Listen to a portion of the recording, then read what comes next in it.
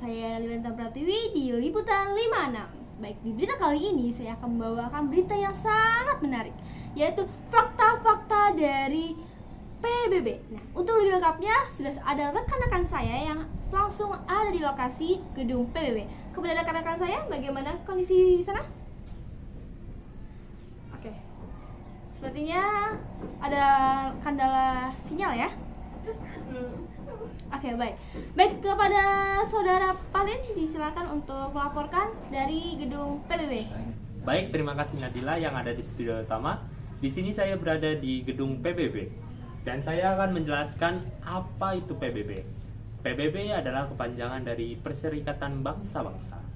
PBB adalah sebuah organisasi internasional antar pemerintah yang bertujuan untuk menjaga keamanan dan perdamaian internasional, membina hubungan persahabatan antar bangsa, dan membangun kerjasama internasional. Pada saat didirikan, PBB memiliki 51 negara anggota. Saat ini, PBB memiliki 193 negara anggota. Seperti dilihat, banyak sekali bendera-bendera yang dikibarkan pada gedung PBB. Jumlah ini hampir mencakup seluruh negara yang ada di dunia. Negara terakhir yang bergabung dengan PBB ialah Sudan Selatan pada tahun 2011. Indonesia menjadi anggota PBB pada tahun 28 September 1950. PBB memiliki 4 tujuan utama. Berikut tujuan utama PBB. Yang pertama, menjaga perdamaian di seluruh dunia. Yang kedua, mengembangkan hubungan persahabatan antar negara. Yang ketiga, yaitu membantu negara-negara bekerja sama untuk meningkatkan kehidupan orang-orang miskin, mengatasi kelaparan, penyakit, dan buta huruf, dan mendorong penghormatan terhadap hak dan kebebasan satu sama lain. Yang keempat adalah menjadi pusat harmonisasi tindakan bangsa untuk mencapai tujuan tersebut. Oke, sekian dari saya. Saya serahkan kepada rekan saya Ardiona yang ada di dalam gedung PBB. Baik, terima kasih Parlin Samuel Aruan. Kini saya Ardiona Wiranugroho telah berada di dalam gedung PBB, tepatnya di depan beberapa piagam-piagam PBB. Seperti yang kalian tahu, PBB diresmikan pada tanggal 24 Oktober 1948. Alasan PBB didirikan ialah untuk menciptakan perdamaian dan keamanan di seluruh dunia usai Perang Dunia Kedua. Sebanyak 50 negara berkumpul di San Francisco pada 25 April 1945 dan mulai menyusun piagam PBB. Namun, misi itu sempat terkendala karena Perang Dingin antara Amerika dan Uni Soviet. Setelah masa Perang Dingin, dalam kurun 1988 hingga 2000, jumlah Dewan Keamanan meningkat lebih dari 2 kali lipat. Anggaran pemeliharaan pun turut melambung. Meski demikian, pada 1990-an, PBB sempat mengalami krisis dengan Somalia, Haiti, Mozambik, dan Yugoslavia. Berikut merupakan poin-poin penting pada piagam PBB. Yang pertama ialah tetap menjaga dan mendukung perdamaian di dunia. Yang kedua ialah menghormati hak asasi manusia sekaligus menjaga persaudaraan antar bangsa. Yang ketiga, membangun kerjasama antar negara dalam bidang ekonomi, sosial, budaya, dan lingkungan. Yang terakhir ialah bekerja sama membantu dalam hal kemanusiaan apabila terjadi kelaparan, bencana alam, dan konflik bersenjata. Sekian dari saya alihkan kepada rekan saya Yani Stasia Azhara. Terima kasih kepada saudara Ardiona. Di sini saya berada di halaman gedung PBB. Nah, di sini saya akan menjelaskan tentang Perserikatan Bangsa-Bangsa atau yang biasa kita kenal PBB. Merupakan organisasi global yang beranggotakan 193 negara dari seluruh dunia. Tugas PBB adalah menangani permasalahan lintas negara yang tidak dapat diselesaikan oleh satu negara saja. Dalam menjalankan tugasnya, PBB membentuk sebuah sistem organisasi yang masing-masing memiliki wilayah kerja, kepemimpinan, dan anggarannya sendiri. Mengutip dari website resmi PBB, struktur sistem organisasi PBB terbagi dalam 3 kategori, yakni pendanaan atau PAM, program, dan badan khusus. Badan Khusus PBB adalah organisasi internasional bersifat otonom yang bekerja dengan PBB. Berbeda dengan organisasi pendanaan dan program, Badan Khusus mendapatkan pembiayaan sukarela dan kontribusi wajib. Sejumlah badan khusus telah berdiri sebelum Perang Dunia I.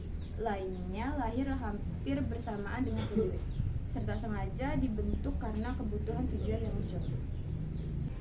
Yang pertama yaitu Food and Agriculture Organization atau FAO, yang kedua International Civil Aviation Organization atau ICAO, yang ketiga International Fund for Agricultural Development atau IFAD, yang keempat The International Labour Organization atau ILO, yang kelima International Monetary Fund atau IMF, yang keenam International Maritime Organization atau IMO, yang ketujuh International Telecommunication Unit atau ITU, yang ke-8 Unit National Education, Scientific and Culture Organization atau UNESCO, yang ke-9 Unit Nations Industrial Development Organization atau UNIDO, yang ke-10 World Tourism Organization in the Unit National atau UNWTO, yang ke-11 Universal Postal Union atau UPU,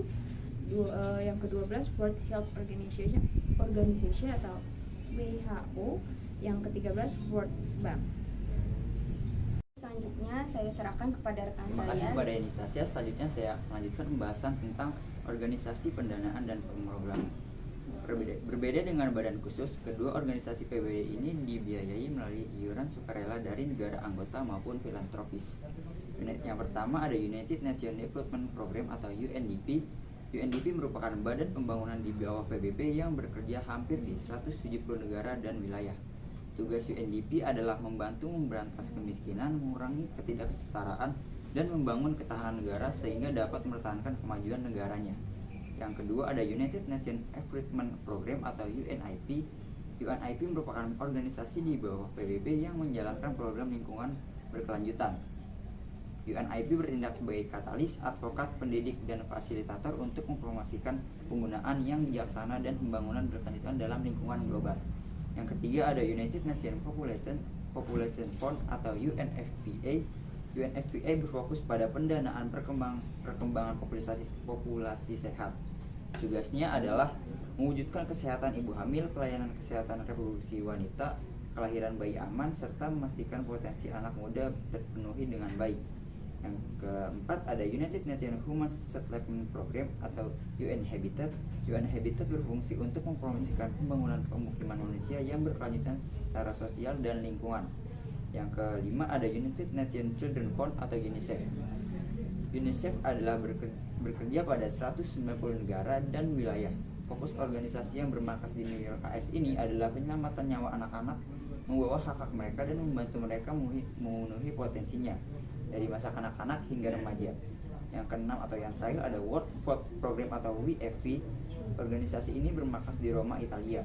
WFP bertujuan untuk memberantas kelaparan dan kekurangan gizi dari seluruh negara. Sekian dari saya, selanjutnya saya akan lanjutkan kepada rekan saya Tirta. Terima kasih kepada Huzaifah Zaid Habib. Selanjutnya akan saya lanjutkan untuk materinya.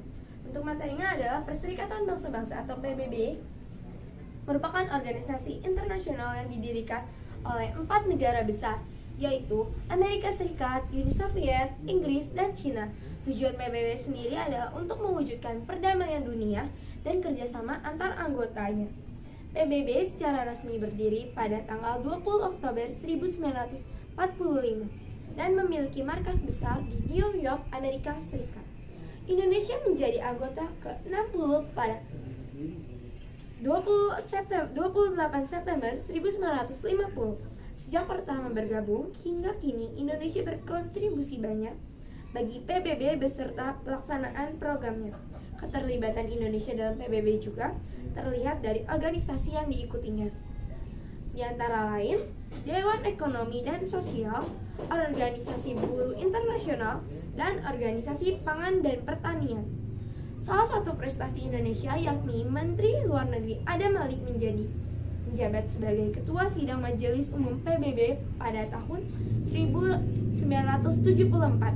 Beberapa peran Indonesia dalam PBB juga, yakni mengirimkan pasukan Garuda Indonesia, pelopor gerakan non-blok atau GNB, mensponsori Jakarta Informal Meeting, JIM pertama, anggota tidak tetap Dewan Keamanan PBB, menjadi anggota Dewan HAM, dan menjadi anggota Komisi Hukum Internasional PBB. Oke, untuk selanjutnya saya serahkan kepada rekan saya di studio, kepada Nadila Intan, dipersilakan.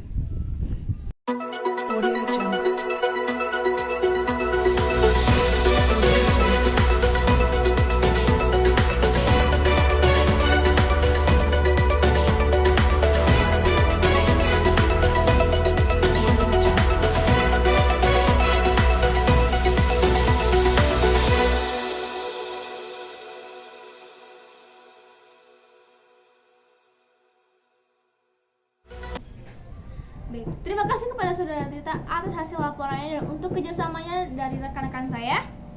Saya, Nadila Pratiwi, pamit undur diri dari Liputan 56. Sampai jumpa di berita-berita lainnya. Bye-bye!